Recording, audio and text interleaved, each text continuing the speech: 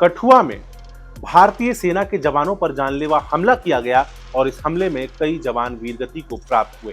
सीमा पर हो रहे आतंकवाद पर तो हम सबकी नजर होती है, लेकिन अपने घर के अंदर बैठे आतंकवादियों को हम कई बार भूल जाते हैं। नमस्कार, मैं सौरभ कुमार, आप देख रहे हैं आयुध। और मध्य प्रदेश को ही ले लीजिए, देश को छोड़ दीजिए, तो हाल फिलहाल के कुछ सालों में कई आतंकवादी शहरों के बीच में बैठे हुए मिले हैं। इनमें से कोई मैकेनिक था, कोई पंचर बनाता था, किसी ने कूड़े कबाड़े का धंधा खोल रखा था, तो कोई बच्चों को कोचिंग पढ़ाता था। ऐसा ही एक मामला अभी खंडवा से सामने आया है, जहां 34 साल का मोहम्मद फैजान इंडियन मुजाहिदीन और आईसिस के साथ संबंधों के आरोप में गिरफ्तार किया गया है। उसके मोबाइल से भारतीय सेना के अफसरों के तस्वीर और उनके परिवार वालों की तस्वीर मिली है। आज के वीडियो में विस्तार से बात करेंगे मोहम्मद फैजान के मामले में, जांच में अब तक क्या क्या सामने आया और उससे जुड़े आतंकवाद के दूसरे मामलों पर।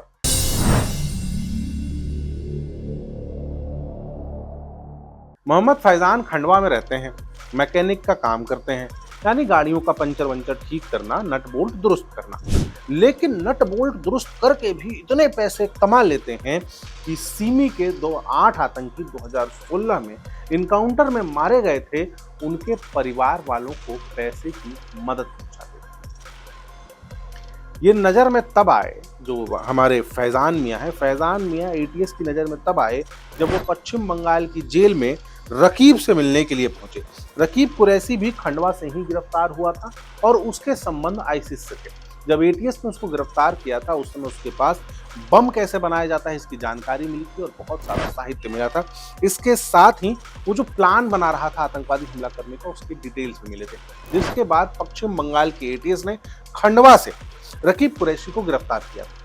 रकीब कुरैशी के गिरफ्तार होने के बाद फैजान मियां एक्टिव हो गए और फैजान मियां रकीब कुरैशी से मिलने पश्चिम बंगाल जा पहुंचे। यहीं पर से वो एटीएस की नजर में आए और एटीएस ने उनके ऊपर नजर रखना शुरू कर दिया।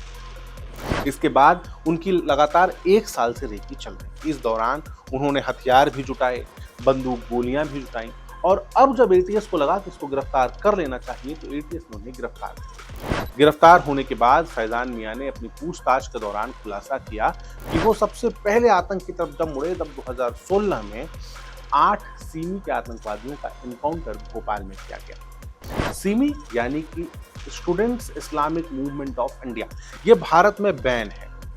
इसी बैन संगठन के 8 आतंकी भोपाल की एक जेल में बंद थे।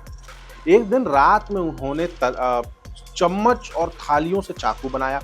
जेल प्रहरी जो जांच में लगा था उसकी हत्या कर दी और जेल से भाग निकले। इसके 4 घंटे के बाद भोपाल की पुलिस ने उनको रोका और एनकाउंटर में सभी के सभी मारे गए। चौंकाने वाली बात यह है कि जब वो जेल से निकले तो उन्होंने हमला चम्मच और थालियों से किया था, लेकिन 4 घंटे के बाद उनके पास अच्छे आधुनिक हथियार पहुंच चुके थे। अब पीछे का गणित आप खुद लगा लीजिए। 2 तरह के वर्जन हैं फैजान मियां को लेकर। एक तो उनके परिवार वालों का कहना है, उनका कहना है कि लगभग 7-8 साल से वो लोगों से अपने रिश्ते काट चुका था, किसी से मिलता जुलता नहीं था, बात नहीं करता था। उसका मन बस इसमें था कि वो कैसे फेमस हो जाए, और वो कोई आतंकी नहीं है, उसने जो भी किया है फेमस होने के लिए किया है। वो अक्सर फेसबुक ट्विटर पे भड़काऊ पोस्ट लिख दिया करता था, हम लोग कहते थे तो डिलीट कर देता था और वापस जाके दोबारा पोस्ट डाल देता था। उसके आसपास के लोगों ने उससे संबंध तोड़ दिया था, लेकिन वो घर की छत पर बने एक कमरे में बच्चों को फ्री में इस्लामिक शिक्षा दिया करता था। लोगों ने बहुत बार शिकायत की थी बच्चों को लेकर कि हमारे बच्चों को गलत तरीके से पढ़ाता है, लेकिन फिर भी वो पढ़ाना रोकता ही नहीं।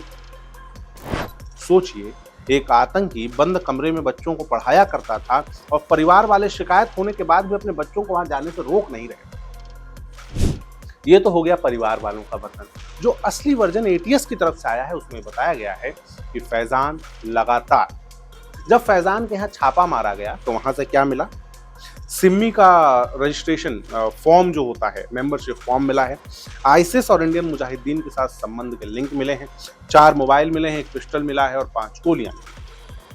इसके साथ फैजान मियां पूछताछ में खुलासा कर चुके हैं कि वो लगातार देश भर में जो मिलिट्री स्टेशन है उनकी रेकी कर रहे थे और इसके लिए वो 14 बार रेकी कर चुके। रेकी के दौरान उनके पास फोन में आर्मी के अधिकारी और उनके परिवार वालों की तस्वीरें थी। इनके ऊपर ये लोन वोल्फ अटैक करना चाहते थे। एटीएस के साथ पूछताछ में ये भी कह दिया कि अगर मैंने एक को भी मार दिया होता सुरक्षा बल के जवान को, तो मैं अपने आप को सफल मान रहा होता और यही करने की मेरी तैयारी थी। लगातार फेसबुक पर सर्च किया करते थे कि बम कैसे बनाए जाएं, आतंकवादी संगठनों से जुड़ा कैसे जाए, कैसे ट्रेनिंग कैंप्स में जाया जाए।